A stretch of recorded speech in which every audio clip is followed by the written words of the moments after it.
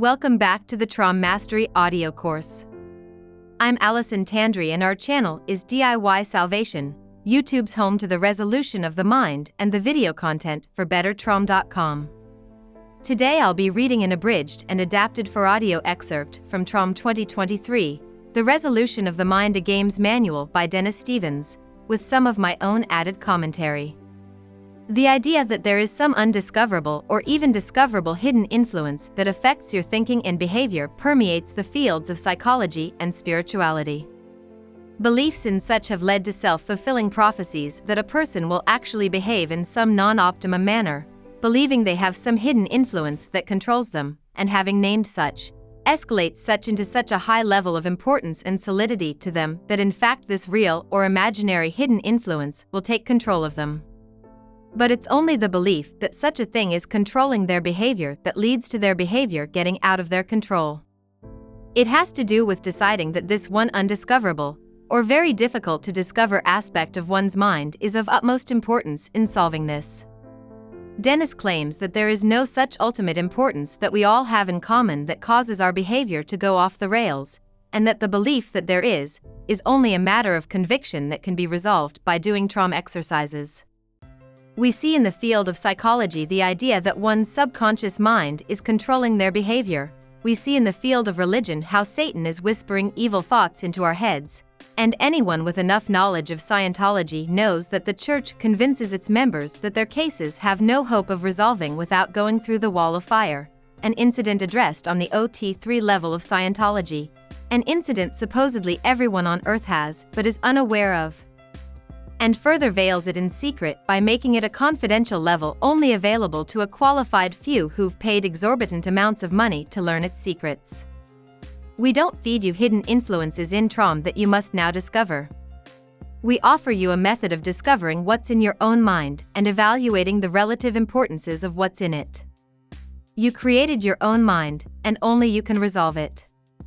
I will now read the passage so you can hear it in Dennis's own words. In searching for the cause of his difficulties, mankind has, over the centuries, pointed his finger at almost everything. The sun, the moon and the stars were early contenders, later came demons, and things that go bump in the night. Very early on, man discovered that there's not much future in assigning the cause of his troubles to something that can be easily perceived, for the simple reason that it's too easy to refute the hypothesis. While the things postulated as hidden influences are either imaginary or truly harmless, the game does little more than make people miserable. But when these things actually do exist, then it's an entirely different story.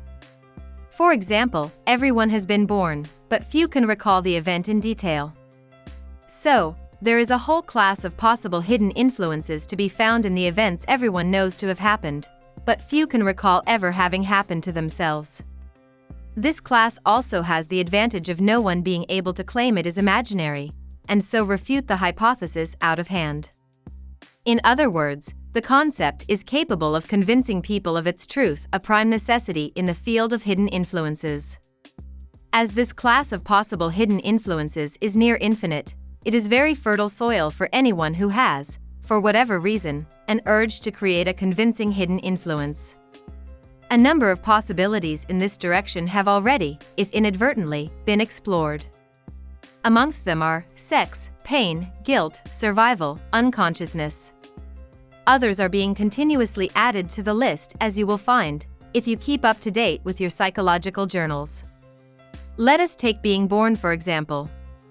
Now, to the best of my knowledge, no researcher has ever seriously claimed that being born was the prime cause of man's difficulties, though I would not be surprised if sooner or later one of them did. For it does fulfill all the requirements of a good, convincing hidden influence. Namely, it has happened to everybody. It is not easily recalled. It does contain a certain amount of upset in its own right, quite apart from what is said about it afterwards. So, you go up to a person and say, "The origin of your difficulties, Mr. Jones, are to be found in your birth trauma. This, as the very first thing that ever happened to you, must be the basis for all your later difficulties." He will immediately see that what you say could just have a germ of truth in it. You then go on to add, Once we lift your birth trauma, then the basis of all your psychological difficulties will be known to you, and all will promptly vanish. It all sounds very plausible, does it not? But what happens when the person is convinced that you are right? His birth trauma is now, in his own estimation, elevated from whatever it originally was, into a thing of vast importance. It will immediately become much more solid and persistent. It is entirely possible that any pains he experienced in his birth trauma will immediately impinge upon his body, and he will also experience the emotions, right then and there, that he experienced in birth. This, of course, is taken as proof of the fact that the birth trauma was the basis of his difficulties. The prophecy becomes, in fact, self-fulfilling. Now, do you see the danger? Whatever the effect, assuming it to be real and not entirely imaginary, which is considered as the prime cause of the difficulties, immediately becomes intensified in importance and therefore in solidity and persistence by the mere act of considering it in such a manner. This is a very real danger, not only to the patient but to the researcher himself. He himself might not have been totally convinced by his hypothesis, but here is a person in front of his very eyes who is proving him right. Whatever effect in the mind you choose as being causative over the being's behavior, immediately intensifies in solidity, persistence, and command power, and will tend to prove your hypothesis. But you might say, what about this therapy you are advocating? No. I never said it. All I'm saying is that that which is considered important tends to become more solid and persistent, and to have a command power over the being. At no place in it am I pointing the finger and saying, that is the basic importance. At no time am I postulating a specific hidden influence. Oh yes, there are many things in your mind, which are currently hidden from you, which influence your behavior. But only you know what they are. Only you are entirely capable of becoming aware of these things, and so vanishing the influence. You are, in fact, the greatest authority on your own mind.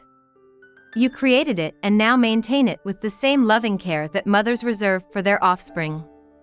There are no hidden influences that you are incapable of becoming aware of. If it is influencing you, it is entirely possible for you to become aware of it and so remove the influence. The concept of the hidden influence that, by its very nature, you are incapable of being aware of is something dreamed up by people who do not have your best interests at heart. They wish to scare you, and so make you easier to control.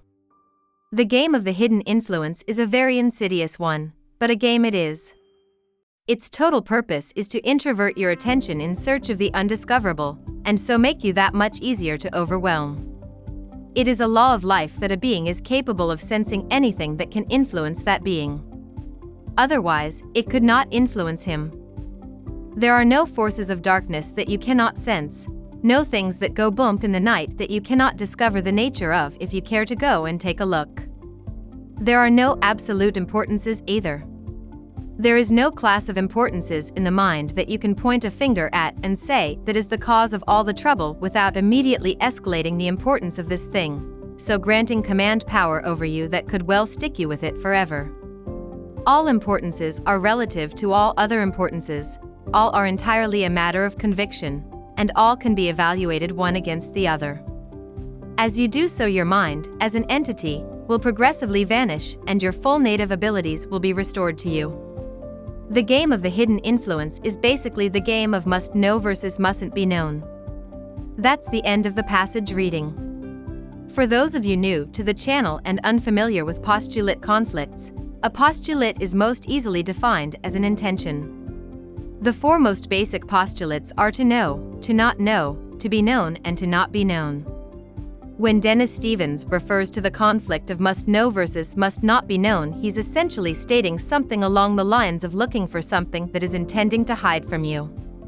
For a more thorough understanding of postulates and postulate conflicts, you can visit our Start Here playlist and watch the video on how advanced level TROM handles overwhelms and inner conflicts. Thank you for listening. I will be continuing to update the TROM Mastery audio course throughout December and January of 2024, and I'm confident I'll be finished with the work by spring of 2025 at the latest. Be sure to subscribe so as not to miss updates. Also be sure to visit bettertrom.com for the very best learning experience in the history of the resolution of the mind, also known as TROM. I'm Allison Tandri. We are DIY Salvation. Don't just use your mind. Resolve it.